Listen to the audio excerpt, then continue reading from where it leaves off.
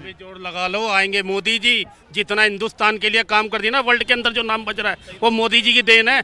आज धारा 370 खत्म करनी, राम मंदिर बनाना, क्या नहीं दिया मोदी जी ने। आतंकवाद की नोटबंदी करके आतंकवाद की कमर तोड़ी।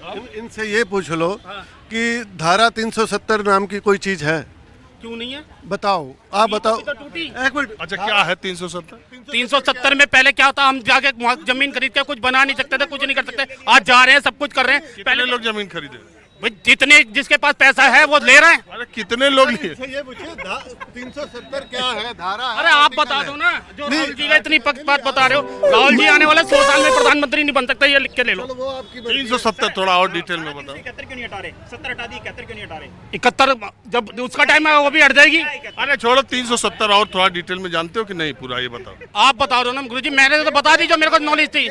मैं ये कहना चाह रहा हूँ, ये उस बंदे हैं जिस थाली में खाते हैं उसमें छेद करते हैं। जो प्रधानमंत्री को एक तो राहुल गांधी बदनामी देता है और दूसरा ये कुछ खड़े हैं। ये देशद्रोही है क्या? ये तो है ही देशद्रोही, जिस थाली में खाना उसी में छेद करना है देशद्रोही। क्या? अरे नहीं, अरे मैं तो यार राह चलते लोगों से बात करता रहता हूँ, हर तरह के लोग। 371 क्यों नहीं हटा रहे? देखो 300।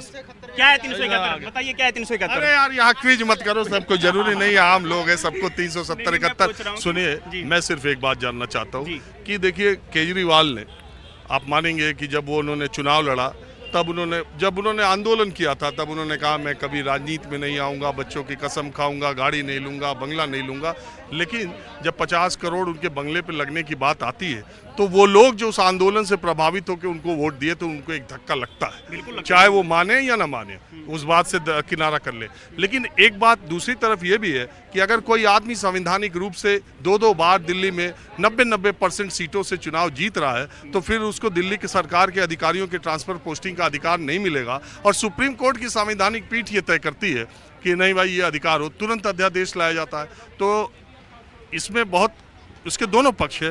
कई लोग कहते हैं कि नहीं अध्यादेश लाया जाना जरूरी था, कई लोग कहते हैं नहीं था। बात यह है कि अगर बीजेपी की दिल्ली में सरकार रहती तो अध्यादेश लाया जाता, पहली बात। दूसरी बात, ये स्थिति इतने साल दिल्ली में सरकार चली, 15 साल शीला दीक्षित की, 5 साल बीजेपी की, तो ये क्यों केजरीवाल में ही ये प्रॉब्लम शुरू हुई? देखो, जब शीला दीक्षित सरकार थी तब ऊपर पहले तो अटल बिहारी वाजपेयी के साथ भी उनकी सरकार थी, कांग्रेस के साथ अच्छे टर्म्स थे, तो कांग्रेस की सरकार थी तो नहीं दिक्कत आती थी।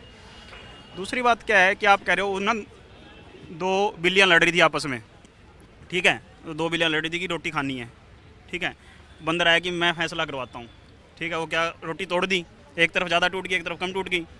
ज़्यादा वाली का हिस्सा खा गया तो फिर से और इवन हो गया कि एक तरफ फिर ज़्यादा रहेगी, फिर कम रहेगी, सारी रोटी खा गया। ये जो जनता है ना, ये बिल्लियाँ लड़ रही है, इनको क्या फ़र्क पड़ रहा है? कोई फ़र्क पड़ रहा है? वो भाई साहब कह के चले गए 370 हट गई, फिर कह रहे हैं वहाँ ज़मीन खरीद सकता हूँ। कितनी ज़मीन खरीद ली, समझ रहे हो? दूसरी बात ये है कि आप जो कह रहे हो कि अध्यादेश ले आती है, देखो अध्यादेश भी संवैधानिक चीज़ है एक। अगर अध्यादेश आप मानते हो ना, अध्यादेश भी संवैधानिक है। 6 महीने के अंदर उसका कानून बना।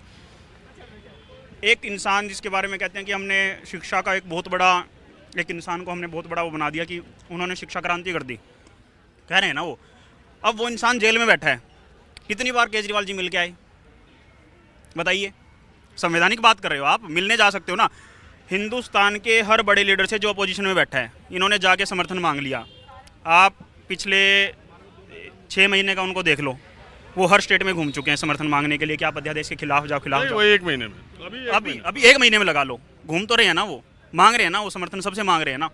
सही गलत की बात तो फिर वो जो राज्यसभा में होगा, लोकसभा में होगा, कानून बन के आएगा, वो भी संवैधानिक ही होगा, वो चाहे कोई भी कर रहा हो, ठीक है।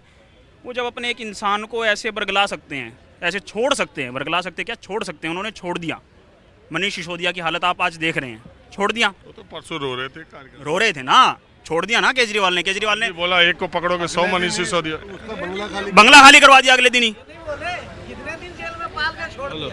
छोड़ दिया ना उनको। अब एक बात बताओ, जो इंसान अपने साथ लगते हुए आदमी को छोड़ सकता है, जनता क्या चीज़ है? उनको सिर्फ और सिर्फ सत्ता, और सत्ता के अंदर जो उनके पास जो अर्थ है, राजनीति क्या है? अर्थ पे तो शासन करना है। राजनीति क्या है? अर्थ पे शासन करने के लिए एक प्रतिस्पर्धा ही तो है, संसाधनों का जो बंटवारा है उस पर। तो अब उसी के लिए वो लड़ रहे हैं, वो आपके लिए नहीं लड़ रहे हैं।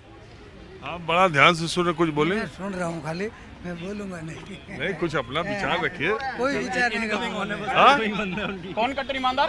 ये तो इनकमिंग बंद, आउटगोइंग का बंद है। चलिए, हाँ अंकल, राम सर, क्या हाल है? बढ़िया सर, आप सुनाइए हमें। अरे यही, चलिए अब मैं आपको दूसरी जगह ले चलता हूँ।